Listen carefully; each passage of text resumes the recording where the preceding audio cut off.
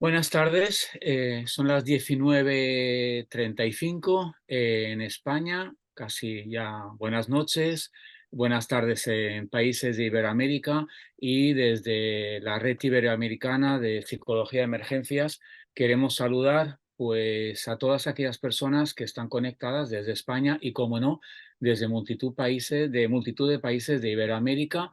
Tenemos controlizado pues desde Chile, Bolivia, Perú, Argentina, México, Colombia, e incluso también hay personas conectadas de Estados Unidos y de Nueva Zelanda, con lo cual esto da una idea también de la repercusión que tiene la Red Iberoamericana de Psicología de Emergencias y en concreto esta webinar sobre ese tema tan interesante. Yo soy Javier Torres, formo parte del Consejo General de la Psicología de España y también lidero, junto con un equipo de personas, la coordinación de la Red Iberoamericana de Psicología de Emergencias, en donde también forma parte Angélica Rodríguez, que nos está acompañando en esta webinar. Como siempre, una de las funciones que tiene la Red Iberoamericana de Psicología de Emergencias es, de alguna manera, hermanar todos los países de Iberoamérica con España y últimamente con otros países también de Europa y de otros continentes que se van sumando pues, a todas las actividades que llevamos haciendo de unos temas pues, que realmente nos interesa y nos preocupa a todos, como es el ámbito de las emergencias. Yo quiero trasladar también de parte de Francisco Santolaya pues un saludo a todos los países de Iberoamérica. Francisco Santolaya es el presidente del Consejo General de la Psicología de España y bueno, siempre está pendiente y al tanto de todas las actividades que vamos llevando a cabo desde RIPE, que es la Red Iberoamericana de Psicología de Emergencias. Dicho eso, yo voy a ceder la palabra a Angélica Rodríguez, que se encargará pues, de presentar y de moderar esta última webinar del año 2023. También quería, por supuesto, agradecer enormemente a Mónica tiempo que nos va a dedicar para esta webinar, que seguramente será muy interesante precisamente por el tema de que se trata. Como he dicho, es la última webinar de este año, pero ya estamos trabajando para en el 2024 poder ofrecerte una serie de webinars con temas de máxima actualidad. Gracias a todos y a todas por conectarse y voy a dar paso a Angélica. Cuando quieras, Angélica. Muchas gracias, Javier, y quería saludaros a todos. Hola, Mónica, también a nuestra ponente.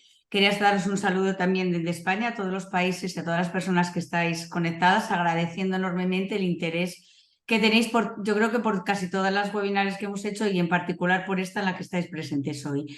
El tema que traemos hoy es un tema yo creo que muy oportuno a la parte que muy interesante, quizás por la demanda muchas veces de ayuda que nos traen a consulta o quizá porque también nosotros necesitemos esa ayuda, ¿no? Como Mónica dice. Entonces, el título de la webinar es La gestión del duelo y el manejo de las ausencias en las fiestas navideñas.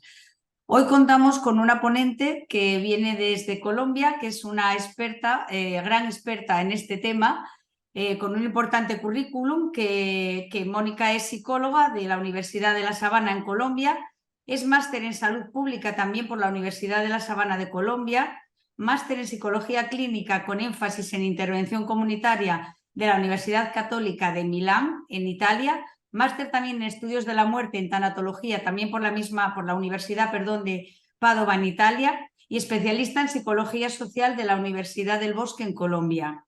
Cuenta con más de 10 años de experiencia en el sector de la salud, en liderazgo de programas de pacientes con cáncer, en investigación social y desarrollo de estrategias de intervención en salud pública. Es experta en el acompañamiento integral en el final de la vida y duelo, tanto a nivel individual como familiar como social. Esto yo creo que es una mínima parte de un gran currículum de la ponente que nos acompaña hoy. Antes de darle paso, solamente quería hacer una pequeña puntualización. ¿Alguna pregunta que os pueda surgir y que sea interesante a que al final del coloquio, al final, perdón, de la ponencia, vamos a tener un pequeño coloquio, ¿vale? Esas preguntas, mejor ponerlas en el apartado de preguntas y respuestas para que en el chat no se nos diluya y podamos acceder a ellas y así, bueno, pues solventar todas las dudas que se puedan presentar o todo lo que nos interese.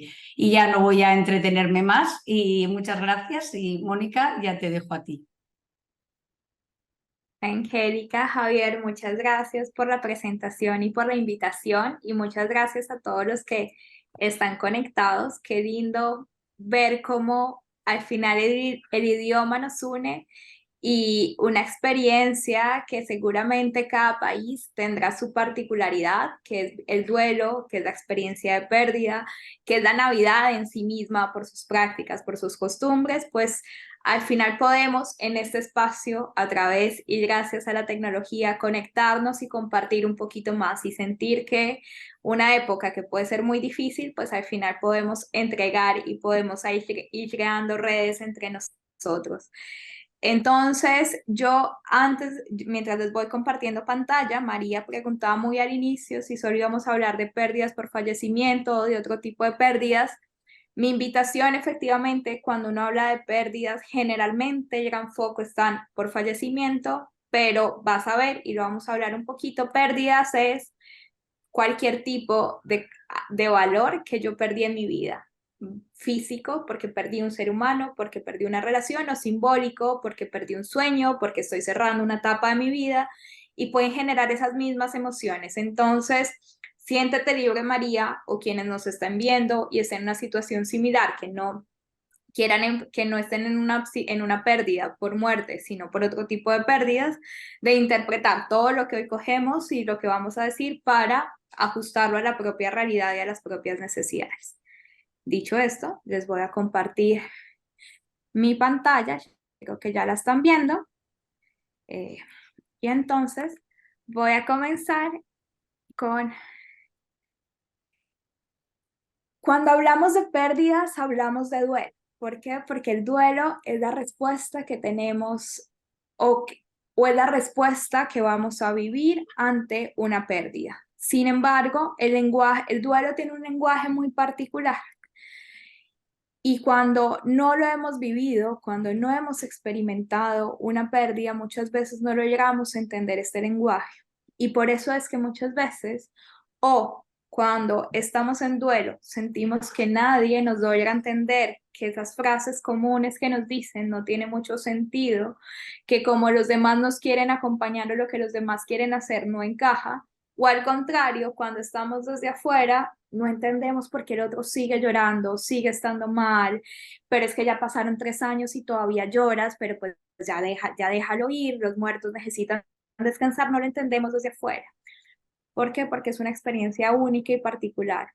Y muchas veces lo estamos llenando de lenguajes comunes y sin poder entender esas necesidades de cada persona cuando lo vive.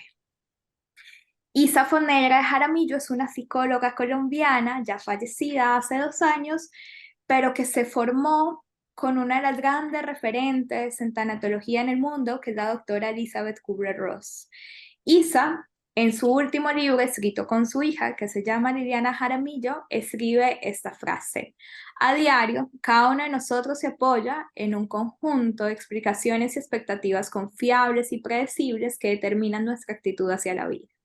Cuando las pérdidas o la muerte alteran ese orden e invalidan esos presupuestos tácitos que nos garantizaban la sensación confiada ante lo ya familiar, sentimos que todo se derrumba. Las pérdidas y los duelos son penas que transforman para siempre nuestro mundo.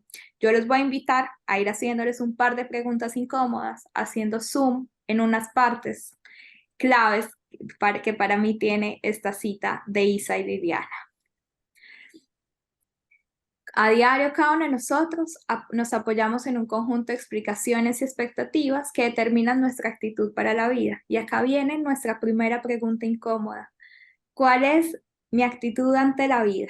¿Es una actitud donde veo que todo es un problema? ¿Es una actitud que trata de ser desafiante? ¿Es una actitud donde yo me siento víctima del mundo, o es una actitud donde soy responsable, o hoy en particular es una actitud donde, ay, es que no quiero nada, todo es negro, o al contrario, tengo una actitud de fiesta donde todo lo decoro, lo lleno de color y de vida. ¿Cuál es mi actitud ante la vida?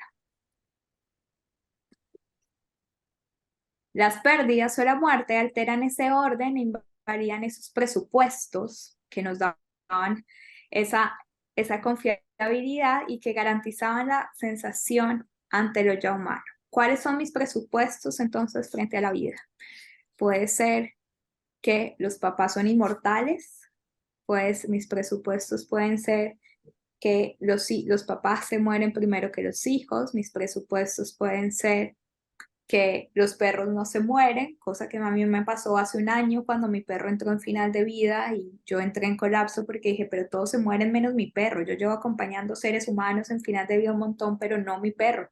Mi perro debería ser inmortal. ¿Cuáles son esos presupuestos que yo tengo frente a la vida? O que la muerte, la realidad, las ausencias o las penas son una realidad del otro y no el que está frente a mí. Las pérdidas y los duelos son penas que transforman para siempre nuestro mundo. Y acá la pregunta que seguramente puede ser más incómoda y es, ¿qué pérdidas han transformado tu mundo? Pérdidas grandes, pérdidas chiquitas, no le pongamos un calificativo, son pérdidas y todas son importantes. Esta es la primera invitación.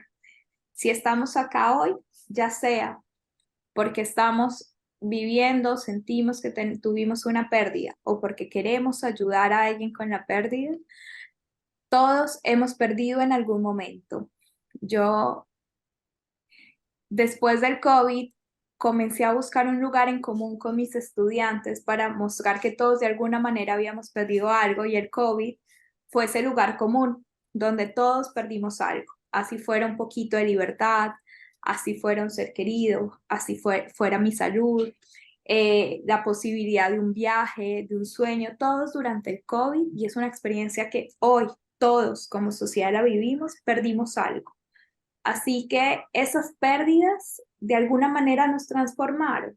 De pronto, los 8 meses que yo duré encerrada durante la pandemia, me ayudaron a crecer, me ayudaron a desarrollar habilidades como la cocina, me ayudaron a encontrarme conmigo misma, o me ayudaron a darme cuenta que estar solo tanto tiempo no era tan bueno y que extraño un montón ver a mi mamá en ciertas épocas. ¿Qué pérdidas han transformado mi mundo? Y esa transformación, de acuerdo conmigo, con mi calificativo personal, ¿ha sido positivo o ha sido negativo? Siento que a partir de esa pérdida, mi mundo ha sido mejor o ha sido peor. Yo he podido avanzar o siento que el mundo está detenido para mí. Cuando vivimos una pérdida, eso que los psicólogos llamamos que hay que hacer el duelo, significa co-construir y transformar el sentido de eso que perdimos a través de las relaciones y la comunicación significativa. El trabajo del duelo, hacernos cargo de ese dolor que nos genera lo que perdimos. De nuevo, una relación, un ser querido, un trabajo, un sueño, cualquier tipo de pérdida que genere en mí un montón de respuestas que van a desencadenar el duelo, es válido y me va a invitar a hacerme cargo y a transformar ese sentido, a encontrar una nueva significación. Entonces, cuando hablamos de pérdida, ¿de qué hablamos? De lo que no podemos hablar, de un gran tabú. Como sociedad no tenemos ni idea cómo hablarle al dolor, cómo hablarle al sufrimiento. Por eso la muerte es el nuevo y gran tabú de nuestra sociedad, porque es que es de esos temas que como generan malestar más bien no lo toco, y lo mismo pasa con la pérdida. Yo no sé qué pasa en España, yo no sé qué pasa en otros países, yo creo que no es tan distinto a lo que pasa en Colombia, pero cuando alguien en Colombia está llorando porque perdió un ser querido, la respuesta más común es: no llores, está tranquilo, él descansó, él está bien, déjalo ir, si sigue llorando lo vas a amarrar. no sabemos cómo reaccionar ante el dolor. Tenemos un gran tabú al que no nos podemos enfrentar. Y entonces, imagínense que esto es con la pérdida de una muerte. Y ahora esas otras pérdidas de las que no hablamos, de perder un trabajo, de terminar una relación de pareja. Ayer hablaba con una paciente que me contaba de su divorcio y me contaba que durante su divorcio quien más sufrió fue su mamá. Y su mamá no por la relación que tenía con su ex esposo, sino porque para la mamá el divorcio no era una realidad posible. La mamá le tuvo que hacer duelo, entender que ahora iba a tener una hija divorciada. Y entonces, porque además era católica, porque rompía sus principios de formación, eso es un duelo del que además menos se habla. Entonces, si no sabemos si no nos permitimos hablar del dolor, si no nos permitimos hablar de perder, si no nos permitimos hablar de las ausencias, ¿cómo las vamos a poder acompañar? El duelo, las pérdidas y las ausencias son experiencias únicas. Todo porque son experiencias únicas, porque mi vínculo es diferente al de cualquier persona. Cuando mi papá murió, pues solo yo tenía ese vínculo con él. Mi mamá lo vivió diferente, mis primos lo vivieron de manera diferente, mis tíos lo vivieron de manera diferente, sus compañeros del trabajo, todos perdimos a alguien, pero todos vivimos eso con una experiencia única porque teníamos un vínculo diferente a él. Pero también es una experiencia única porque yo estoy en un momento diferente de mi vida, porque yo tengo recursos diferentes, porque mi experiencia, mi dependencia social, emocional, económica, él era diferente. Lo mismo pasa cuando yo pierdo un trabajo.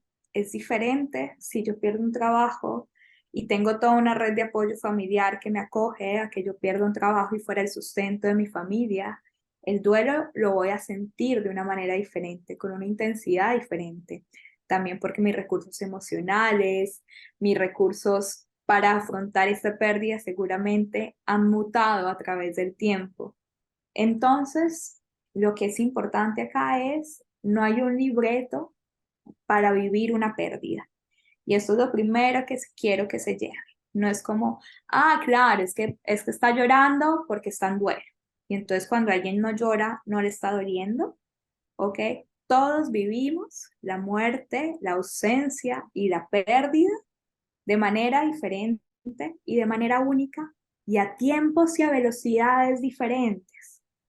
El duelo no tiene un tiempo estándar. Por muchos años los psicólogos hemos tratado de encasillar y decir el duelo debería durar 1 año, luego dicen 2 años. El duelo es un proceso en el que hay que ir avanzando, que seguramente la mayor intensidad la voy a vivir el primer año porque es la primera vez de muchas cosas. Hoy seguramente muchos de nosotros que estamos acá estamos viviendo la primera Navidad y eso sí que es duro. Y yo no sé ustedes en España, pero acá en Colombia iniciamos la Navidad el 7 de diciembre. Y eso significa que a partir del 7 hay fiestas todos los días. Y entonces esto es un recordatorio intenso de la primera noche de velas, las primeras novenas, la primera noche de Navidad, la primera Nochebuena, el primer año nuevo, los primeros reyes. Imagínense esas primeras veces tan condensadas en tan poquitos días. Eso hay un remolino de emociones gigante. Entonces, todos lo vivimos de manera única. El gran problema es que, aunque es única, desde afuera pensamos y respondemos al duelo del otro desde un montón de lugares comunes. Esperamos que el deudo, el que está sufriendo, siempre esté triste. En alguna época esperábamos que se vistiera de negro. Hoy en día esperamos que llore. Cuestionamos cuando las personas no están tristes en la funeraria y no están llorando en la funeraria. Yo acompaño un montón y es lo que más disfruto hacer, pacientes en final de vida y a sus familias, y lo disfruto porque creo que uno puede hacer un montón de cosas previas. Y muchas veces las familias durante los funerales, cuando han hecho un proceso de preparación muy bonito y de despedidas anticipatorias, durante el funeral normalmente está muy tranquilo, se permiten compartir, se permiten sonreír y toda la familia dice, ¿pero qué pasó? ¿Pero usted por qué está tan tranquilo? ¿Es que no le dolió? Claro que le está doliendo y le está desgarrando. Lo que pasa es que Ellos son particulares, ese lugar común que nosotros conocemos desde afuera de cómo se debería vivir, pues si no estamos ahí no lo vamos a saber leer. Y el gran problema de los lugares comunes, cuando yo les digo lugares comunes, son esas respuestas por defecto que tratamos de dar, es esas respuestas esperadas que esperamos de las personas tener, donde esperamos que la persona llore por un cierto tiempo y no más, que la persona se levante mucho más rápido después de una caída, que hay duelos que son más importantes que otros, entonces hay unos que ameritan ser llorados y otros no. Todo esto son esos lugares comunes, que lo único que hacen es que si yo no encajo, cuando yo tengo cuando estoy en un proceso de duelo, cuando yo estoy con mi ausencia, con mi pérdida, en esos lugares comunes no lo hable, me aparte. Y entonces voy a vivir más que nunca mi proceso de duelo solo. Y entonces a todo esto de la pérdida como una experiencia única, llena de lugares comunes, se le suma la Navidad. Y ya me adelanté y les conté un poquito de esto. La Navidad es una época de encuentro o de reencuentro. Es normalmente esa época del año donde todos podemos llegar a abrazarnos, a encontrarnos. Y si yo perdí a alguien, que ya no me puedo reencontrar con él, ¿cómo lo voy a vivir? Si la Navidad era el momento de encontrarme con mi mejor amigo y ya no está porque se fue para otro país. Y ya ni siquiera podemos hablar por usos horarios, por tecnología, por costumbres familiares. O si al contrario, porque yo decidí formar una familia en otro lugar y ya no me voy a poder ir a encontrar con mi familia de la niñez. Eso es una pérdida. Claro, gané un montón de cosas, pero perdí otras.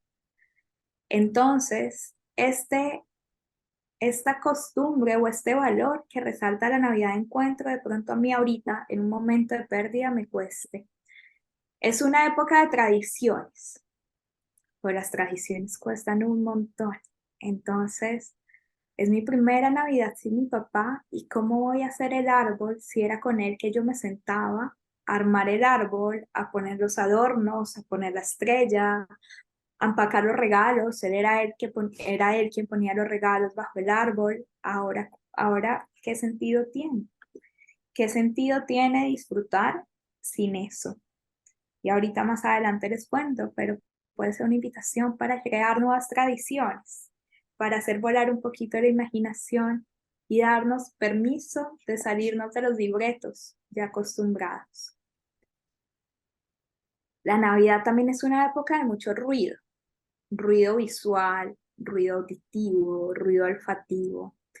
Y a veces ese ruido nos hace bien, pero a veces no, porque cuando estamos en duelo, una de las cosas que más sucede en duelo es que yo quiero silencio, silencio externo y silencio interno. Entonces, tanto ruido, tanta algarabía, yo no sé si esa palabra sea entendida en todo el mundo, algarabía como tanta bulla, tanto movimiento, tanta fiesta, sea bien para mí. De pronto a ratitos sí, pero de pronto a ratos no tanto. De pronto todo ese ruido, lo único que está haciendo es que yo me desespere, es que no logro poner en orden mis ideas, porque otra de las cosas que pasan duelo es que mi proceso cognitivo es un poco más lento, es que yo necesito más tiempo para digerir mis emociones, es que muchas veces todo mi sistema inmunológico está en estado de emergencia, entonces va respondiendo a poquitos y de pronto tanto ruido no me favorece. Y de nuevo, no solo ruido auditivo, sino ruido visual, ruido olfativo.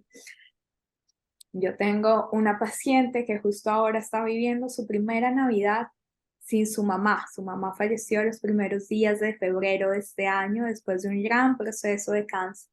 Y ella decía, es que yo no entiendo por qué la gente tiene que poner tantas luces. No entiendo por qué tiene que hacer tanto ruido. Yo solo quiero silencio. Yo solo quiero llegar a mi casa y estar encerradita en mi burbuja, huyendo lo más que pueda a las fiestas. Y ya les decía yo que en Colombia iniciamos las fiestas desde el 7 de diciembre. Nosotros acá tenemos el 7 de diciembre, hacemos lo que llamamos llamamos la noche de velitas. Y es 1 o 2 noches donde inician las fiestas por ser el día de la Ascensión de la Virgen y prendemos muchas velas esa noche y ahí inician las fiestas. Y a partir de ahí, el 15, el 16 de diciembre inician lo que llamamos las novenas, que las novenas es reuniones familiares o sociales donde se hace una pequeña oración de 9 días previo al nacimiento del niño Jesús y de ponerlo en el pesebre, donde se va acompañando a través de la oración este recorrido, pero es un evento realmente más que oración, de fiesta y de reencuentro. Y esta mujer me decía, mira, yo ya no sé qué hacer, qué inventarme para no ir a las novenas. Entonces, si tú me pones y me das la consulta de psicología justo a la hora de la novena, me haces un gran favor porque yo ya tengo la excusa perfecta para decirle a mi familia que no puedo ir. Y está bien, porque es que para ella esto tiene muchos ruidos. Luego es una época de mucha alegría. Claro, todos estamos contentos, ustedes están, los que están en España con mucho frío, los que estamos en Latinoamérica es una época de más calorcito, afortunadamente, pero es una época muy alegre, donde todo el mundo, las fotos salen con una gran sonrisa, pero me decía una adolescente, pero ¿por qué todo el mundo está tan feliz? Yo no estoy feliz. Mi papá se murió, ¿yo por qué tengo que estar feliz? Todo el mundo me dice que tengo que estar feliz y no, ¿por qué tengo que celebrar? No entiendo la alegría de los demás. No entiendo por qué los demás están felices y yo no. Porque ellos siguieron su vida y yo no. Entonces, la Navidad es una época que si estamos en un proceso de duelo, nos va a confrontar un montón. Porque nos va a confrontar y seguramente va a aparecer la silla vacía si lo que estamos experimentando es una pérdida relacional, ya sea por muerte o por separación. Pero vamos a tener una silla vacía, real o simbólica, en nuestra mesa. Y esto no va a dar alegría, esto no va a dar emoción, esto no va a dar ruido, esto va a generar una gran sensación de ausencia. Va a generar esto que para mí, quien mejor lo ha dicho, es una poeta americana que se llama Denise Riley, que ella escribe un libro precioso cuando muere su hijo, y su libro se llama El tiempo vivido sin su fluir. Y para mí, eso es el duelo, eso es lo que se siente el duelo. El tiempo sigue corriendo, el tiempo se sigue viviendo, pero yo no me siento fluir en él. Yo me siento congelada en ese tiempo. Un libro precioso, si les gusta la lectura, súper, súper recomendada. Y el gran problema es que este tiempo vivido sin su fluir significa, además, que el mundo sigue viviendo, el mundo sigue andando, y yo no, y yo estoy detenido. Y yo no entiendo por qué los demás siguen celebrando, yo no entiendo por qué los demás siguen ahí.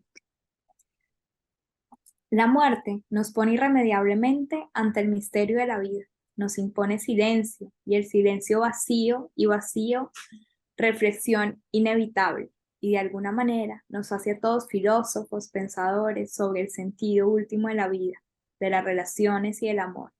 Pero no es un pensar cualquiera el que desencadena la muerte, sino un pensar sintiendo intensamente, un vivir ante el enigma que nos embaraza a todos de posibilidad de engendrar y parir sentido. La muerte así puede enseñar a vivir y a humanizarnos, pero para que esto pase, primero necesitamos silencio, enfrentarnos con nosotros mismos, filosofar de la vida y sentir intensamente. Cuando la muerte llega o cuando las ausencias llegan, cualquiera que sea, nuestra relación con lo que perdimos o con quien falleció cambia, pero los vínculos se mantienen. Por muchos años en la psicología, sobre todo muy impulsado por esa época de Sigmund Freud, por duelo y melancolía, de hay que romper esa relación con quien perdimos, eso ya pasó, hay que pasar la página y hay que superar la pérdida. Cada vez más los psicólogos hablamos más de vínculos continuos, de darle un nuevo lugar a la pérdida en nuestra vida, o, como dice Dennis Glass, de generar o reconstruir ese vínculo que teníamos. La teoría de los vínculos continuos, que se construyó desde el 96 por Dennis Glass, un psicólogo americano. Y él que dice que debemos construir una nueva relación interna con nuestros muertos, manteniendo el vínculo en el tiempo. Y entonces esa es la invitación de hoy. ¿Yo qué hago con las ausencias? De nuevo, puede que ustedes van a ver un montón la palabra, o la han visto, la palabra muerte, pero no se queden solo con ausencia por muerte. Todas aplican y lo podemos cambiar. ¿Cómo yo regenero una nueva relación y un nuevo vínculo con esa ausencia o con esa pérdida en mi vida? ¿Qué lugar le voy a dar? ¿Cómo voy a sentir yo que todavía hace parte de mi vida con nuevas costumbres y nuevos retos? ¿Cómo voy a vivir mi duelo y honrar mis ausencias? Y entonces, acá vienen un par de tips que desde mi práctica, desde mi experiencia funciona, pero también me encantaría al final poderlos escuchar y entender a cada uno de ustedes qué les ha funcionado. Lo primero es preguntarme cosas. La primera pregunta es ¿cómo quiero vivir esta Navidad? Ok, yo ya entendí a hoy que la Navidad tiene un montón de lugares comunes y para mi familia en general o para mi alrededor la Navidad, no sé, es de fiesta, es de reuniones. ¿Yo cómo la quiero vivir? ¿La quiero vivir con esa misma intensidad que siempre la he vivido? Prefiero organizar un viaje y alejarme un poquito de esa Navidad. Prefiero partir las fiestas y decir, ¿sabes qué? Para Nochebuena la quiero vivir en un lugar, de pronto con mi familia, y ya después Año Nuevo vivirlo en otro lugar, de viaje, de pronto con mis amigos. Pero hacerme esa pregunta, es decir, no actuar en piloto automático, sino preguntarme, ¿cómo quiero vivir esta Navidad? Si generar la respuesta está muy difícil, seguramente hay psicólogos, terapeutas encantados de poder acompañar. ¿Qué emociones quiero que primen esta Navidad? Y esta pregunta puede ser un poco más difícil y yo me la pensé un montón antes de ponérselas porque no es tan fácil. Seguramente uno dice, ay, yo quiero estar tranquilo, yo quiero estar feliz, yo quiero estar alegre, pero muchas veces también decimos, sabes que yo quiero llorar, yo me quiero permitir estar triste. ¿Cuál es o yo me quiero olvidar de todo, yo quiero hacer que no pasó, de cuenta que no pasó nada y quiero vivir como si nada, quiero disfrutarme las fiestas, comer, cantar? Yo dentro de mí, si yo me escucho en ese momento de silencio interno, ¿qué emociones quiero que surjan? ¿Cuáles son esas emociones que quiero que estén más presentes en esta época? Y entonces viene la pregunta más difícil, es ¿qué ausencias me van a acompañar esta Navidad? A mí esta Navidad me acompaña la ausencia de mi papá, que falleció hace 19 años.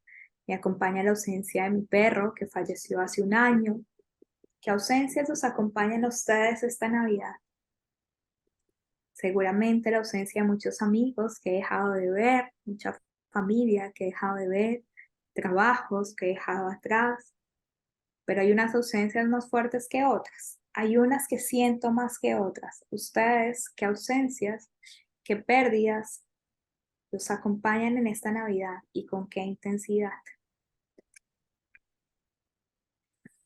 ¿Qué tradiciones quiero mantener o qué tradiciones quiero modificar? Ya les decía yo que la noche que en Colombia iniciamos la Navidad del 7 de diciembre con la noche de velitas. Y hace 20 días antes, 15 días antes de Noche de Veras, estaba acompañando a una familia donde había fallecido el papá. Había fallecido el papá una semana antes, es decir, los últimos días de noviembre, y ellos me estaban diciendo que ellos no querían celebrar Noche de Velas, pero que sí querían hacer algo para el papá, para honrar al papá. Y lo que hicimos fue que juntos construimos como un ritual de despedida para honrar al papá la noche de velas, y ellos a partir de sus creencias los que decidieron hacer fue construir o armar como un camino de velas simbólico, un poco como hacen los mexicanos el día el Día de los Muertos, en los altares de muertos o en los cementerios que alumbran el camino hacia las casas. Esta familia hizo lo mismo en casa, muy pequeño, para construir y alumbrar el camino al papá que acababa de fallecer, para que se pudiera ir y descansar, porque además había sido una muerte violenta, una muerte por suicidio, donde ellos ya estaban tranquilos, pero querían desde su fe acompañar esa despedida. Y lo que lograron hacer fue vivir esta fiesta que en Colombia cada vez es más social, como más folclórica. La vivieron de una manera totalmente privada y al otro día lo que me dijeron fue una experiencia maravillosa. Pudimos despedir a mi papá y pudimos llorar en conjunto. Entonces esta fue una tradición que ellos decidieron modificar. Algunos de pronto dirán, ¿sabes qué? La Nochebuena, yo no quiero este año cocinar porque siempre cocinaba con mi mamá. Y entonces, ¿cómo me voy a enfrentar yo a la cena de Navidad? De pronto, entonces lo que voy a hacer es pedirla antes, reservar en un restaurante, voy a modificar esa tradición. Y entonces, finalmente, algunos consejos. El primero es, dense tiempo. Yo creo que esta es la palabra favorita de los psicólogos en duelo. Tiempo. Tiempo. ¿Tiempo para qué? Tiempo para sentir.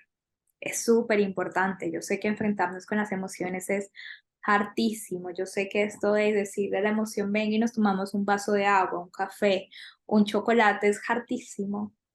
Pero si queremos enfrentar el dolor, la ausencia y avanzar y hacer el trabajo y el camino del duelo, tenemos que sentir. De pronto no todos los días, de pronto no con todas las intensidades, pero sí darnos tiempo. Tiempo para llorar. Si yo quiero llorar, permitirme llorar, está bien llorar. Y ojalá encontremos con quién llorar. Esto es importante. Ya les decía yo al inicio que tenemos un montón de lugares comunes y que socialmente no sabemos cómo abordar el llanto de los demás. Encuentren con quién llorar. Un familiar, un amigo, un terapeuta. Si hay alguien que me hace bien y que me pueda acompañar a llorar, está maravilloso. Tiempo para reír. Ay, qué maravilla. Sí, no se sientan mal de reír, porque además es que muchas veces dentro de lo que pasa en el duelo es que si yo me divierto lo estoy olvidando. Si yo estoy bien, de pronto él va a sentir que yo me estoy olvidando de él, que yo seguí mi vida sin él. Démonos tiempo para reír, para compartir en familia, con amigos, compartir lo que sintamos, lo que queramos. Tiempo para estar presente. Estar no es tan fácil, porque estar implica yo en todo mi ser. Muchas veces está el cuerpo, o la mente está pensando en mañana, está pensando en ayer, está pensando en la Navidad anterior. Démonos tiempo para estar. Y tiempo para descansar. Tanta emoción y tanto ruido pues, va a generar mucho agotamiento. Démonos tiempo para descansar, para generar prácticas de autocuidado, para salir a caminar, para comer bien, para darnos una siesta, para ir a un spa, para ir al cementerio, para ir al rosario, para generar prácticas y para tener prácticas que me den bienestar. Luego, planificación. Eso es súper importante porque entonces tenemos un montón de emociones, ahí despiertas unas experiencias que vamos a vivir por primera vez o por segunda o tercera vez igual con mucha intensidad. Planifiquémoslas. Y planificarlas, ¿qué significa? Entendamos que tanto esos lugares me van a hacer bien o me van a hacer mal. Encontremos y pensemos en esa planificación o en esas salidas que yo voy a tener. Tratemos de prever qué emociones me van a despertar. ¿Sabes qué? Voy a ir a visitar al tío de mi papá y es que mi tío era igualito, igualito a mi papá. Entonces yo ya sé que si lo veo, porque me ha pasado otras veces, me voy a acordar de mi papá y me voy a atacar en llanto. ¿Qué voy a hacer? ¿Cómo me voy a ir antes? ¿Puedo prever o planificar salidas de emergencia? Poder prever qué eventos quiero y no quiero ir. Pero eso implica un poquito de planificación, de ir pensando anteriormente, decir, ok, qué quiero y qué no quiero hacer. Permiso, a mí este es mi favorito. Permiso para divertirse, ya hablamos ahorita un poco en reír, pero está bien divertirse, está bien disfrutar a ratos. Dense permiso para no asistir. Si hay algún evento, una reunión familiar, un encuentro a que no quieran ir, está bien no querer ir. También está bien querer ir temprano. En la Nochebuena está bien ir a la cena, irse antes de que se coman las 12 uvas. Se vale. También está bien hablar o no hablar. Está bien expresar, pero también está bien no expresar. A veces, sobre todo pasa con los papás cuando tienen adolescentes en duelo de, pero ¿qué te pasa? Pero cuéntame, ¿cómo estás? A veces ellos no quieren hablar, está bien, no. Y recordar y honrar. Honrar es de mis palabras favoritas, porque yo honro viviendo. ¿Y cómo puedo recordar y honrar esas ausencias generando nuevos rituales? Y, o nuevos rituales como ese que les compartí, de encender las velas, o de pronto puede ser hacer una oración antes de la cena en memoria de crear un pequeño altar, poner elementos simbólicos como prender una vela, dejar un espacio en el lugar, recoger la ropa de quien falleció y regalarla en un momento específico, o ponerme su perfume porque me recuerda, o ponerme una pieza que él me regaló porque era importante para él, o vestirme de un color en particular. De pronto, elementos simbólicos que a mí me permitan saber que esa persona está conmigo. Eso que dentro de toda la teoría de vínculos continuos se llaman objetos de la memoria. Esos objetos, un collar, una pulsera, un tatuaje que yo sienta que lo tengo conmigo, que sigo caminando en mi vida y que esa persona va a seguir caminando conmigo. Escuchar, escucharme primero a mí mismo. Súper importante, escuchar mi cuerpo, escuchar mis emociones, escuchar. Luego escucharnos, escuchar al otro, entre nosotros. Y escuchar también explica estar en silencio. Y compartir, compartir con quien quiera, cuando quieran y cuanto quieran. No tienen que compartir con todo el mundo, no tienen que compartir cuando todo el mundo quiera, ni tienen que compartir todo lo que los demás quieran. Son ustedes los que ponen el límite. Yo decido con quién compartir, cuándo compartir y cuánto compartir. Finalmente, les cierro con esta frase de un médico colombiano. Dice: en ninguna otra situación como en el duelo, el dolor producido es total. Es un dolor biológico, porque duele el cuerpo. Es un dolor psicológico, porque duele la personalidad, las emociones. Social, porque duele la sociedad y la forma de ser, con esa cantidad de lugares comunes. Es un dolor familiar, porque nos duele el dolor de los otros. Y es un dolor espiritual, porque duele el alma. En la pérdida de un ser querido duele el pasado, el presente y especialmente el futuro. Toda la vida en su conjunto duele. Algunas pérdidas nos van a generar más dolores que otras. Algunas pérdidas, ese dolor va a ser más total que en otras, pero cada pérdida la vamos a vivir de manera única y diferente. Cada uno de nosotros tenemos recursos diferentes para enfrentar estas pérdidas y vamos a tener necesidades diferentes para vivirlas. Y mi invitación es que cojan esta charla, cojan todos los recursos que la sociedad les da para adaptarlo a sus propias necesidades, a la singularidad de cada uno, reconociendo que si están acá es porque reconocieron que quieren ser acompañados, o por el contrario están buscando recursos para acompañar al otro. Y si lo que estoy buscando recursos para acompañar al otro, lo más importante es aprenderlo a escuchar, porque seguramente solo él va a saber qué necesita. Muchas gracias de nuevo, Angélica, Javier y Enrique en especial, por esta invitación. Espero haberles dado al menos luces o guías, y sobre todo espero haber dejado tiempo para escucharnos.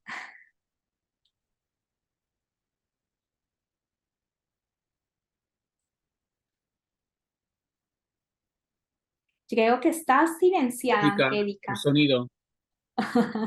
Perdón. Nada, muchísimas gracias, Mónica, una maravillosa ponencia. Antes de pasar a comentar alguna cosilla, me gustaría que cualquiera de los asistentes que quiera hacer algún tipo de pregunta nos la haga por preguntas y respuestas.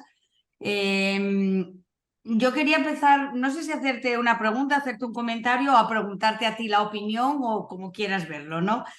Una de las cosas que llegar a estas fechas nos viene a consulta generalmente es: ¿qué hago esta Navidad cuando he perdido a un ser querido? Un caso particular que te puedo exponer es de una paciente mía que perdió hace 2 meses a su marido. en un accidente. Entonces me decía que necesitaba escapar, que necesitaba huir, que era el único recurso que le venía bien. Y claro, hacen siempre la mágica pregunta al terapeuta, ¿no? ¿Tú qué opinas? ¿Yo qué hago? ¿Vale? Muchos de los que estarán hoy aquí pues estarán también en posiciones parecidas porque serán también terapeutas, ¿no? Y sí que quería pedirte esa opinión tuya, ¿no? O sea, debemos guiar, debemos asentir, debemos en cierta medida recomendar y a mayores. El tema de la huida, entre comillas, ¿es una buena o una mala idea para manejar una situación de esas características? Wow, creo que son muchas preguntas y muchas respuestas en una. La primera es, yo creo que los psicólogos o los terapeutas, en lugar de yo haría, para mí está bien, pues no es nuestro lugar. O sea, el yo haría o estaría bien o pues creo que ese es el lugar esa es nuestra voz privada, no la voz profesional, porque no creo que al final yo estoy como terapeuta más para acompañar al otro a entender cuál es ese lugar de bienestar que da. Y yo lo que recomendaría es indagar un poco y tratar de prever un poco qué tanto esa huida, ese viaje, eso que el consultante está proponiendo le va a dar bienestar o no, y si en ese lugar donde va a estar va a tener los recursos para poder enfrentarse a una crisis. Es decir, si yo me voy de viaje y me voy de viaje, no sé, me voy a inventar algo, me voy para el África a hacer un safari solo. Y entonces estoy yo en África, la Nochebuena, y todo el mundo está celebrando porque igual los hoteles hacen fiestas y yo estoy sola, voy a estar bien. Y eso es un poco el prever. Y es un poco lo que uno en consulta debería tratar de hacer. Entonces mi primera pregunta es decirle está bien o no está bien, es más depender qué tanto la persona cuenta con los recursos para en ese lugar está bien. Huir, huir siempre está bien, dependiendo de la persona. Es decir, a la pérdida respondemos de tres maneras. Huyo, la enfrento y digo esto no pasa nada y sigo con la vida acelerada. O digo, ok, voy por pausas. Un ratito huyo y no voy a hacer reunión, otro ratito respiro, entiendo que estoy mal, que estoy llorando y le digo al mundo, estoy triste y voy viviendo un día a la vez. Pero huir, hacerme el muerto o enfrentar, pues son respuestas instintivas y a veces está bien cada una, a veces está bien huir. Todos en nuestra vida, estoy segura que hemos huido en algún momento, ya sea porque necesitábamos huir, porque es que si no, es que era un lugar muy inseguro o porque no sabíamos en ese momento qué responder. Para mí, ¿qué es importante de la huida? Reconocer que estoy huyendo. Decir, o sea, lo que te dijo tu paciente es que yo necesito huir. Ella es consciente que estoy huyendo y si yo soy consciente que estoy huyendo, soy consciente que después tengo que enfrentar eso. Pero cuando uno huye, huye con su maletica. Sus emociones vienen acá con uno. Entonces, por más de que uno huya, pues uno mismo está ahí dentro y entonces se tiene que enfrentar. Entonces, al final, el mensaje es, cada uno tenemos recursos diferentes y hay cosas que nos van a hacer mejor o peor a otros. A algunos huir nos va a hacer muy bien, a otros no tanto, pero es reconocer que tanto voy a tener los recursos para poder enfrentar momentos de crisis durante esa huida o durante cualquiera de las actitudes de respuesta que yo decido, porque también si decido pelear y enfrentarme y vivir y seguir como si nada, pues va a llegar entonces un momento de la fiesta que todo el mundo va a estar en el mayor clímax de la fiesta de Año Nuevo y yo voy a entrar en crisis y voy a ponerme a llorar por lo que sea. Voy a tener los recursos en ese momento. O sea, esto es para decirles, yo puedo estallar en cualquier momento. Y por eso es enfrentar y entender qué tanto voy a poder lidiar con eso y personalmente, socialmente o familiarmente voy a tener los recursos que me acojan en esos momentos. La verdad, yo opino, bueno, estoy muy de acuerdo contigo. Muchas veces esa huida es más la huida de la gente que te quiere animar, ¿no? Que es ya la propia Navidad, como bien has dicho, es una época pues de mucho algarabía, como bien decías, de mucha fiesta. Entonces, quieres huir del anímate, del que te llenen de actividades para que no pares, de todo, ¿no? Yo creo que es más una huida de la gente, ¿no? Que una huida del dolor en sí mismo. Es una huida de lo que la gente no te deja precisamente conectar con ese dolor, ¿no? Es una opinión que tengo. Preguntaba, nos han hecho alguna pregunta aquí y creo que, no sé si la has visto, está vinculada al duelo por separación, ¿no? Al duelo por separación. Te la voy a leer, que querían recibir algún comentario sobre los duelos con relaciones que han sido ambivalentes, ¿vale? Que experimentan pérdida de todo lo que aportaba en positivo el vínculo, que ha habido devaluaciones, etcétera. Es decir, que nos des alguna aportación un poco relacionada con los duelos por separación afectiva principalmente. Wow, yo creo que muchas veces los duelos por separación afectiva pueden, yo creo que ser más complicados que los duelos por muerte, porque al final el duelo por muerte, pues enterré y lo sellé, pero en el duelo por separación sigo corriendo el riesgo de encontrarme a esa persona en el camino, en los lugares que visitábamos, en el bar, en el café, en esas personas en común que teníamos y me van a seguir preguntando, oye, ¿y Pepita qué pasó con Pepita? ¿Hace cuánto llevan? ¿Por qué no te veo con ella? ¿Ya se van a casar? Pues no, o sí. Y muchas veces pueden ser dolores más fuertes. Yo creo que como cualquier proceso de pérdida, debo entender qué fue lo que yo perdí. Perdí seguridad, perdí un vínculo, perdí el sueño de una familia, que fue no solo a nivel físico la persona que ya no está conmigo, sino todo eso simbólico que reflejaba. Y a partir de ahí poder entender cómo eso que perdí lo puedo ir llenando en mi vida y entendiendo cómo cerrar esos procesos. Estas navidades pueden ser difíciles porque de pronto era una persona con la que yo pasaba esas épocas de mi vida, independientemente de todo lo positivo o lo negativo que aportaba, pues era un lugar seguro que yo tenía. Era ese lugar al que yo recurría, o sea, yo no tenía que planear las navidades porque siempre me iba, porque esta persona era la encargada de las navidades. Y entonces acá hacer nuevos rituales, nuevas costumbres, nuevas tradiciones aplica más que nunca. Comenzar a relacionarse con nueva gente, también entender si hay momentos en los que yo no quiero hablar de esa persona o de esa relación, porque seguramente me lo pueden preguntar mucho, poder decir yo no quiero, por ahora no quiero hablar de esto, pues está bien, y poder darme los espacios para hablarlos cuando yo lo quiera hablar y con quien yo me sienta seguro hablar o experimentar. María, no sé si te di respuesta, espero que sí. Creo que hay... Sí, ¿cómo apoyar a las personas que no se pudieron despedir, que muchas veces sienten esa culpa? Ahí, Daniela, para mí la mejor estrategia son todos estos elementos simbólicos, o sea, rituales simbólicos de despedida, las cartas continuas, elementos simbólicos que me permitan despedirnos, algunos elementos desde la terapia gestal, como la silla vacía, funciona súper bien para cerrar estos ciclos, ya les dije las cartas continuas.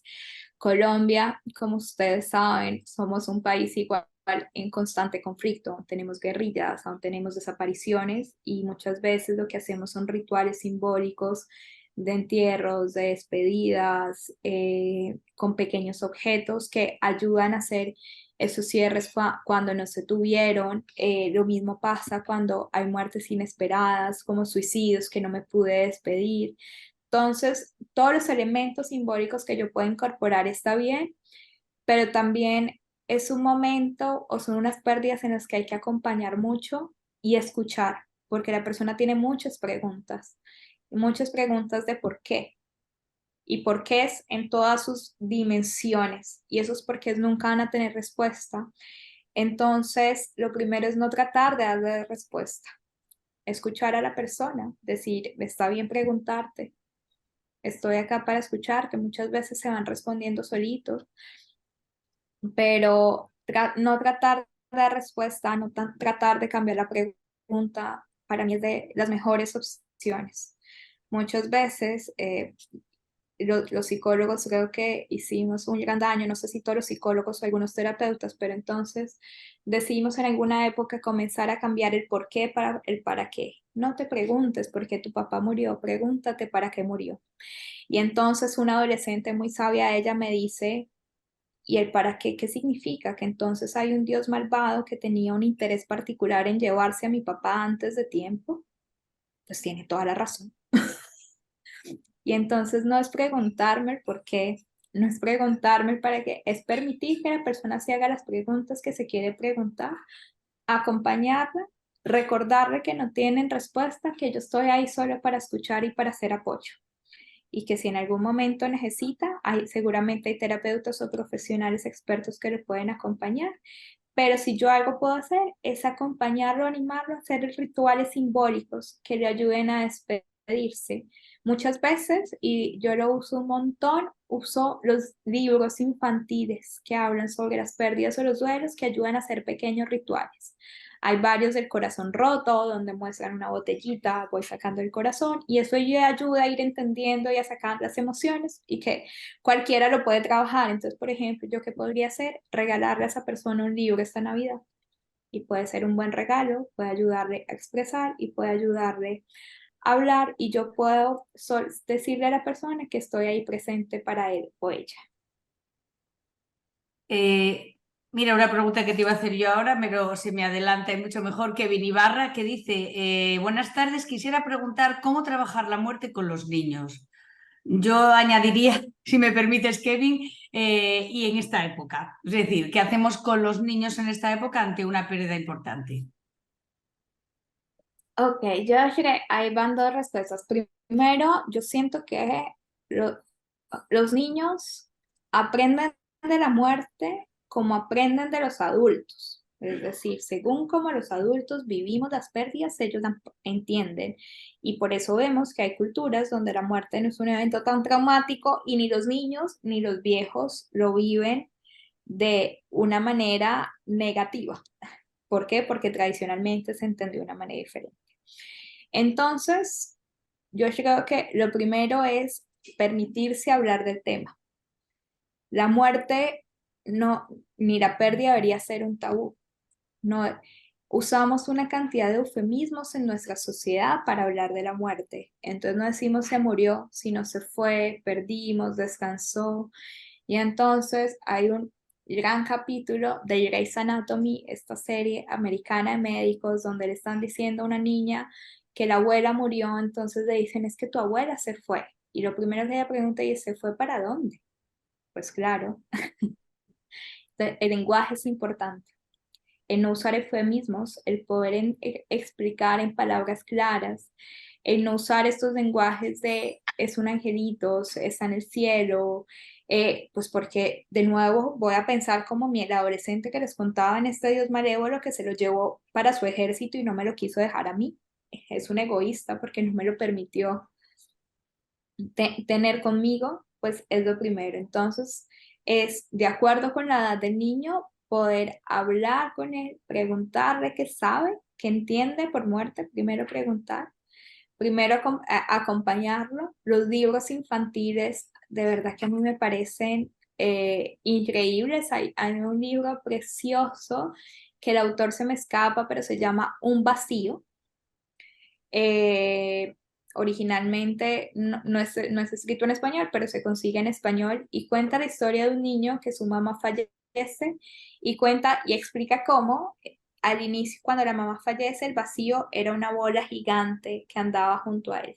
Y luego, mientras va viviendo el duelo, el vacío se va haciendo más chiquito y se logra integrar en las rutinas. Y a mí me ha servido un montón este libro para con los niños entender cómo se siente ese vacío en su vida. Ellos lo ven dibujado y entonces te ayudan a ir expresando y explicando ellos que lo sienten.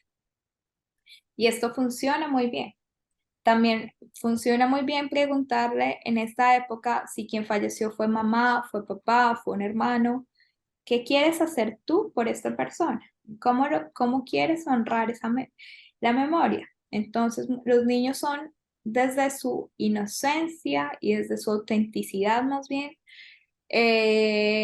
mucho más asertivos muchas veces y dicen yo le quiero hacer flores, yo le quiero hacer un regalo, yo les quiero montar un altar, pero yo creo que hay la gran invitación es la misma anterior y es preguntar, escucharlo y desde ahí poder acompañar y usar los recursos que creamos que pueden ser útiles. A mí los cuentos infantiles me encantan, pero pintar, colorear con ellos también funciona un montón. Ahí ya va a depender también de los recursos de cada terapeuta o de cada adulto que acompañe.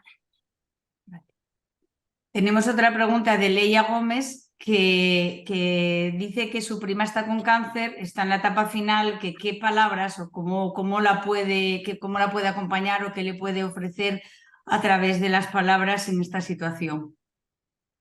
Bueno, pues primero Leia, seguramente no es fácil y qué lindo que estés acá para acompañarla y yo creo que en nombre de tu prima, pues te agradezco porque el que estés buscando recursos para estar con ella ya es muy valioso y ya habla mucho del amor y de la generosidad que hay de tu parte hacia ella y hacia tu familia. Lo segundo es hablar con ella y preguntarle. Cuando los pacientes están en final de vida, como que todo el mundo quiere hacer muchas cosas por ellos y no les pregunta. Y darte tiempo de preguntarle qué quiere comer, dónde quiere pasar, cómo se quiere vestir, si hay algo importante, si hay cosas pendientes que quisiera hacer, alguna llamada, alguna carta. Yo recuerdo alguna vez una persona que acompañé, su primo estaba en final de vida y su primo había tenido una relación extramatrimonial de la que nadie en la familia hablaba, pero para él era muy importante volver a encontrar a sus hijos de ese matrimonio, de esa relación, y solo le pudo pedir el favor a una prima en una conversación muy privada en el hospital.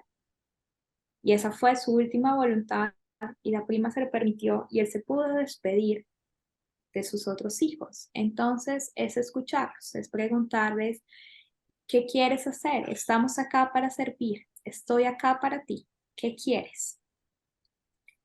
Y cuando uno hace esa pregunta, las respuestas son maravillosas. Entonces, ¿cómo acompañar ese estado? Llega sin ideas preconcebidas, llega sin respuestas, llega solo dispuesto a escuchar y acompañar.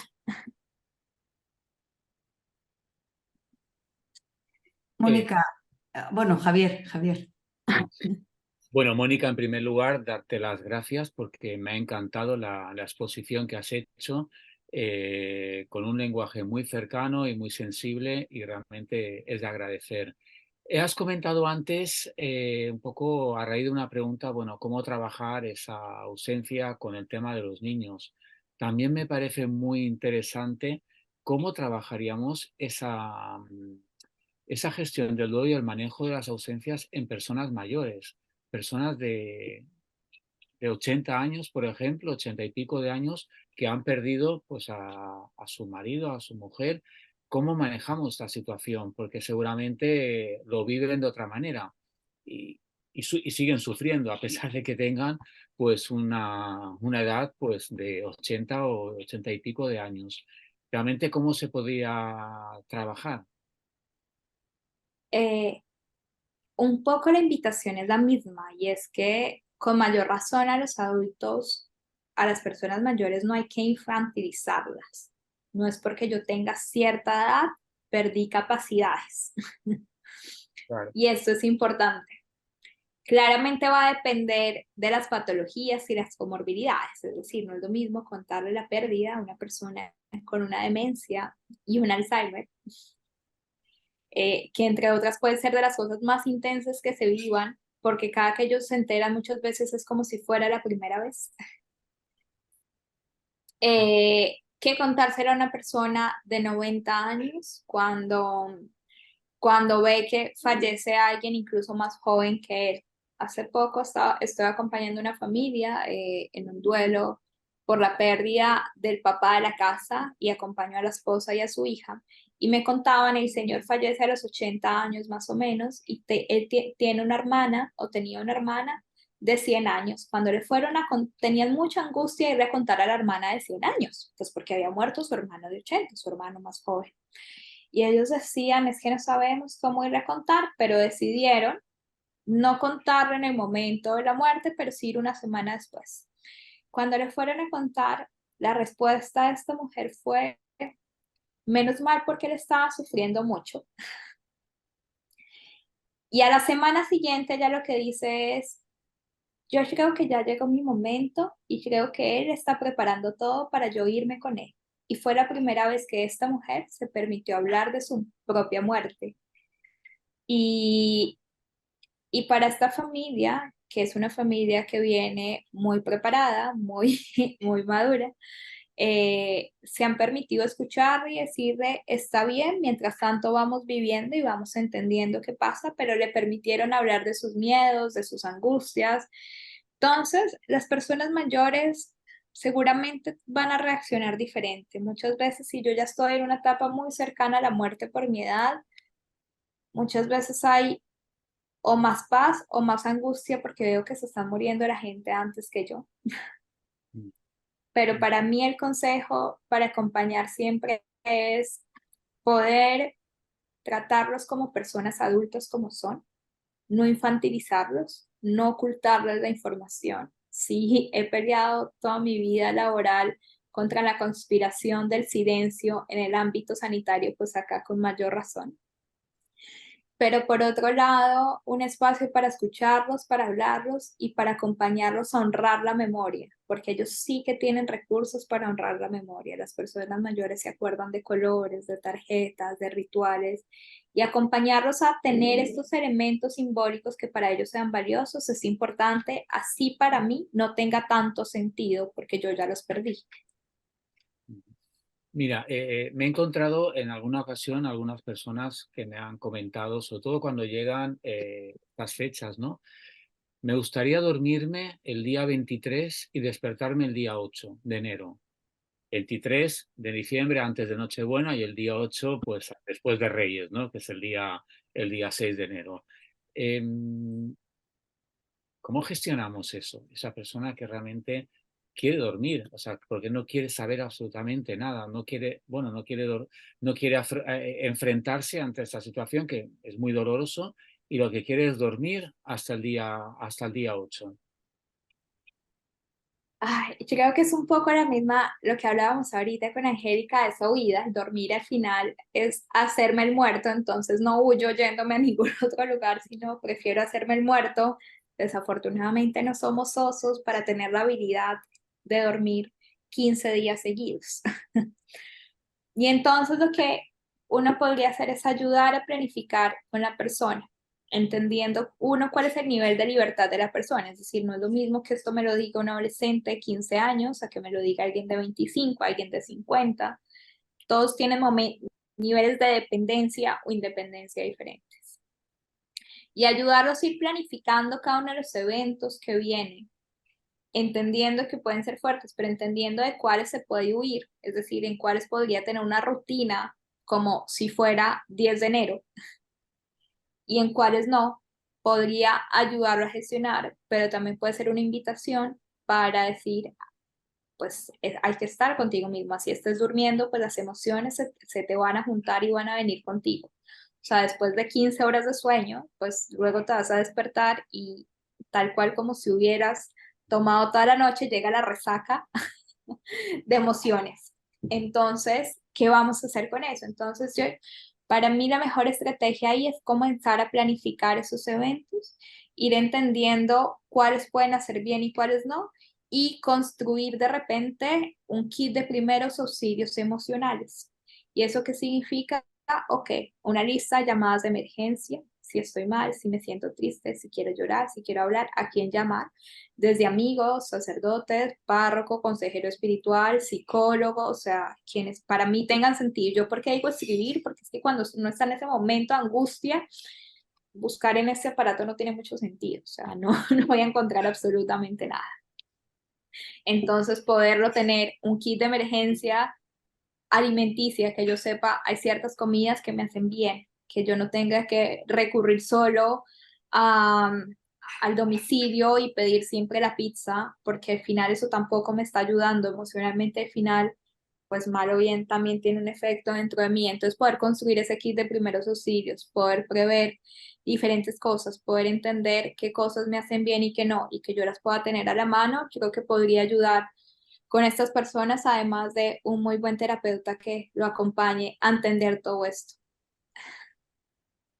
Tenemos aquí otro par de preguntas. Daniela nos pregunta cómo apoyar a adolescentes que pueden adoptar conductas negativas como el consumo de alguna droga, alcohol, etcétera, para contrarrestar ese dolor de la pérdida. Vaya, sí, y eso cada vez es más común porque, pues de nuevo, es la forma de huida de estas generaciones y pues al final son momentos en los que me voy, me voy a perder. Yo creo que al final lo más importante es acompañar, estar presente, hablar. Muchas veces con los adolescentes, si bien hay que tener compasión, es decir, lo entiendo en su dolor, lo acompaño en su dolor, hay que tener autoridad, porque al final también es un menor, porque todavía se está formando. O sea, neurológicamente nos terminamos de formar hasta los 28 años, todavía somos muy niños, incluso dentro de los 20, y podemos tener respuestas no asertivas y destructivas y no tener esa medición de riesgo. Entonces también poner límites. Pues yo le agradecí un montón cuando yo era adolescente a mis 16 años y mi papá falleció, que mi mamá me pusiera límites, que no me dejara ir a todas las fiestas que quería ir. Pues no los van a agradecer después, pero a veces sí hay que jugar de ovejas negras y hablar mucho y escuchar mucho y permitirnos ser odiados un poquito. Va en la condición de padres o de educadores. Así es. Otra pregunta que nos hace Cristina es, ¿cuál es tu opinión acerca de la decisión unilateral de los sanitarios de no comentar al paciente acerca de su estado cuando su muerte es inminente? Por ejemplo, en un proceso de cáncer. Ay, pues ya se las dije, es que yo no estoy de acuerdo con nada, absolutamente. Yo no veo excepción para que la persona no sepa. Yo soy una defensora ferviente de la autonomía y de saber que, y de ser conscientes que todos tenemos la capacidad de gestionar la información que nos llega si nos es comunicada de una manera correcta.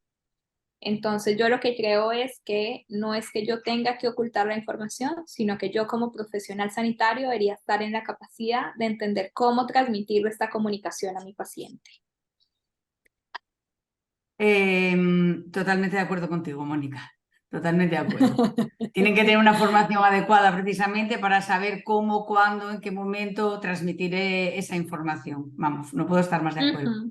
Mira, quedaba una pregunta aquí atrás que no quiero que quede sin responder. A colación de lo que decías antes del acompañamiento al final de la vida, que si alguien te dice qué necesitas o qué quieres que hagamos por ti, o si se lo decimos, perdón, y si al final no podemos complacer esa petición, ¿cómo debemos actuar? Hay que reconocer la realidad versus la expectativa, es decir, y entender desde el principio qué cosas yo puedo hacer y qué cosas no. Entonces, si de entrada a mí me piden algo que para mí es imposible, como, ¿sabes qué? Yo lo que quiero es, voy a inventar algo, pasar Navidad en África. Yo, no sé, hoy África es mi lugar de ejemplo. Pues de pronto no lo puedo llevar porque tiene cáncer, porque hay un montón de cosas imposibles. Pero entonces de entrada no lo voy a decir, déjame ver qué pienso, qué puedo hacer, sino decirle, tú sabes que no lo podemos hacer. ¿Qué tal si te sirve que veamos una película, decoremos, organicemos y desde ahí lo vamos adaptando? O si me pide hablar con alguien, muchas veces cuando los pacientes están en hospice, están en hospitales, su último deseo es ir a casa y no se puede ir a casa porque en casa no hay cómo cuidarlo, porque en casa no hay cómo subirlo a la habitación. Poder tratar entonces de llevar la casa al hospice, de llevar la casa al hospital, pero sí es importante ser honestos. O sea, yo creo que al final lo más importante en acompañar es la honestidad. Mónica, ¿nos podrías sintetizar en 3, 4 tips qué no se debe hacer en estas fiestas ante las situaciones de pérdida? Tres, cuatro tips. No quiere decir qué es lo que, vamos, inviable que se haga. Vamos a ver, eso no, no, no. Primero, no responder desde lugares comunes. Es decir, no llores o por qué no lloras o los lugares comunes no, es decir, y lugares comunes significa no supongamos, no demos la respuesta. Ese es el primero. El segundo de que no hacer, no le impongamos qué hacer a la persona. Es que tienes que vestirte bien, es que tienes que sonreír, es que te tienes que arreglar. No. El tercer tip de no hacer, ay, yo tenía una lista de qué cosas odio en duelo y la he ido recogiendo con mis pacientes, entonces les voy a decir que no decir el lo siento mucho, el pobrecita, el que pesar, el me da lástima, el tranquila, eso va a pasar. No, ¿ok? No es nada, no te preocupes. Todas estas respuestas que buscan consolar dan mucha rabia, mucha rabia y está bien no decirlas. Y cuatro, no suponer el otro que necesita sin darlo, es decir, no suponer que necesita ir a una fiesta y llevármelo sin que el otro me lo diga. Más bien, y sí que hacer es, estén pendientes de las necesidades, cuiden las necesidades básicas de la persona, que esté comiendo bien, que esté durmiendo bien, que médicamente se esté tomando sus medicinas si es necesario, que su ropa esté lavada. Entonces, si yo puedo brindar ayuda de cuidado básico, como ir a cocinar, como llevarle Tupperwares con comida, como ir a lavar la ropa, como ir a ayudar a organizar la casa, así sea en silencio, va a ser mucho más útil que generar un montón de respuestas y comentarios vacíos y construidos desde lugares comunes. Gracias. Quería, Bueno, nada más que una puntualización. Yo añadiría también y no llenarle de tareas, ¿no? Esas tareas que es como para que no piense, para que no sienta, para que no tenga tiempo a, ¿no? No llenarle de tareas, no estresarle demasiado. Darle tiempo, tal cual. De acuerdo. Y nos pedían aquí también, por último, creo, Javier, nos queda sí, ya... quería hacer Ah, vale, una pequeña puntualización sí. porque trabajamos mucho con personas en el final de la vida, les estamos acompañando en ese momento complejo, evidentemente. Son situaciones muy duras, son situaciones que tienen un final, son situaciones en las que muchas veces vinculamos afectivamente con esa persona y lo que no tenemos que olvidar es el autocuidado nuestro también, en ese sentido, que a veces lo dejamos de lado, pensamos que lo importante es la persona que tenemos ahí, pero hay un trabajo que tenemos que hacer con nosotros mismos y no lo tenemos que olvidar. Es una tarea, no digo que está pendiente, porque es verdad que se está trabajando y lo estamos trabajando, pero no nos olvidemos, porque entonces no podremos hacer un buen trabajo si no hay un autocuidado nuestro en ese sentido. Total, yo creo que ese debería ser el primero, es decir, como que cuando uno cuida, siendo sanitario, profesional eh, o siendo como acompañante, familiar, pues pensamos siempre en el otro y se nos olvida a nosotros mismos. Y así si le decimos al otro tiempo, permiso, pues nosotros también lo deberíamos tener para nosotros y entender cuáles son esos límites y yo qué necesito para estar bien y para acompañar al otro. Creo que a los profesionales de la salud se nos olvida saber cuáles son esos límites que deberíamos poner. Efectivamente, o sea, yo creo que el reconocimiento de los límites es muy importante. Yo recuerdo, yo estoy en el grupo de intervención en emergencias, la verdad es que realizamos muchísimas intervenciones a lo largo del año y en un momento determinado yo renuncié, bueno, por una situación de un fallecimiento de mi padre, luego de mi madre. Yo no me veía capaz en ese momento, por las circunstancias, de hacer intervenciones y comunicar el fallecimiento a otras personas, ¿no? Entonces yo creo que estuve 6 meses que no quise, que no quise hacer intervenciones de ese tipo hasta que yo me sentí preparado otra vez para poder trabajar en ese contexto tan complejo, ¿no? Entonces yo creo que es importante, o sea, reconocer nuestras limitaciones y que no pasa absolutamente nada. Total.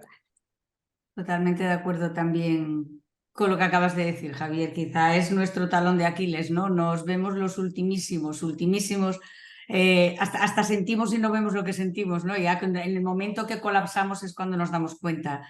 Y yo creo que es la grandísima cuenta pendiente que todavía vamos a arrastrar un tiempo, ¿no? El autocuidado propio nuestro en estas situaciones.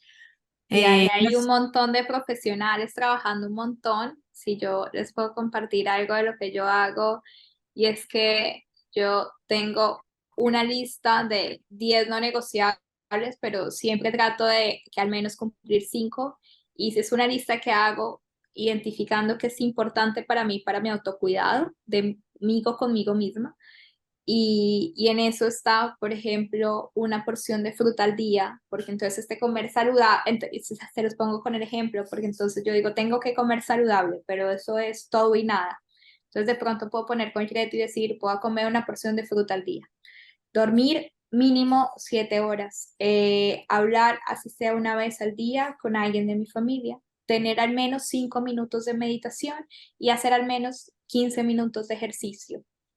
¿Por qué? Porque sé que estas 5 cosas las puedo lograr fácilmente. No tengo que partir mi agenda para hacer las 10 horas de meditación, pero sé que son cosas que me contribuyen a mí. Entonces, si uno lograse identificar esas prácticas de cuidado en cosas muy concretas, muy chiquitas, de 5 o 10 minutos que yo pueda ir metiendo en mi rutina e ir metiendo una a la vez, seguramente va a ser más fácil y vamos a estar más cuidados el próximo año. Ojalá. Sí, es ideal buscar esas experiencias de recuperación que nos puedan conectar probablemente con nosotros, ¿no? Si no es meditación, es lo que nos pueda ofrecer el tiempo que tenemos, ¿no? Pero es súper necesario, totalmente de acuerdo. Bueno, Javier, creo que vamos finalizando. Ha puesto Mónica ahí los títulos de libros que le habían dicho, ¿vale? Me parece, títulos y autores. Y bueno, por mi parte, antes de que despida Javier, solamente dar las gracias a todos los asistentes por la participación y la colaboración que han tenido. Y a ti, Mónica, de verdad ha sido un total placer contar contigo. Yo me llevo un montón de apuntes, de experiencias, lo voy a volver a ver, que lo voy a volver a ver como espectadora desde otro punto. Y nada, muy agradecida de todo. Y quería finalizar con, ya que hablaron antes de Corazón Roto, con una frase de Shakespeare que dice, dad palabra al dolor porque el dolor que no habla gime en el corazón hasta que lo rompe. Y nada más, es decir, dar palabra y hablar, yo creo que la comunicación es el eje de todo lo que podamos trabajar en este tipo de situaciones. Por mi parte, muchísimas gracias por invitarme a moderar esta webinar y encantadísima. Javier. Gracias, Angélica, y gracias sobre todo a Mónica, como hemos dicho al principio, por tu tiempo dedicado a esta webinar. Poco más se puede decir, porque yo creo que lo hemos dicho todo. Agradecer a toda la gente que habéis participado, cada uno desde sus países, dejando a un lado la agenda para poder conectarse a esta webinar de ese tema tan interesante. Y por supuesto que desde la Red Iberoamericana de Psicología de Emergencias, RIPE, que depende del Consejo General de Psicología, seguiremos haciendo ese tipo de actividades porque yo creo que son muy enriquecedoras el poder compartir ponencias de ese tipo de profesionales tan bien formados, en este caso como Mónica, pues de otros países que también nos dan una visión diferente, pero que vamos todos en la misma línea y en el mismo barco, ¿no? Con lo cual, seguiremos ofreciendo ese tipo de webinars para el 2024 y nada más desearos pues unas felices fiestas a todos y a todas y seguiremos estando en contacto y lógicamente si alguien quiere ponerse en contacto con la Red Iberoamericana, pues a través de la página web del Consejo y de Psicofundación se puede poner en contacto con nosotros, con el equipo de coordinación de RIPE y estaremos encantados de poder dar respuesta a las peticiones que se nos hagan. Sin más, pues un saludo de buenas noches y buenas tardes a todos los países de Iberoamérica, de Estados Unidos, Nueva Zelanda y lógicamente España. Gracias a todos y a todas. Buenas noches. Gracias. Nada, felices fiestas. Igualmente, y un placer, Mónica, haberte conocido y, por supuesto, cualquier cosa que podamos colaborar, pues ahí estamos, y tanto por nuestra parte como por tu parte. Encantada siempre, así será. Muy bien, gracias. Pues Gracias. desconectamos aquí ya y hasta otra ocasión.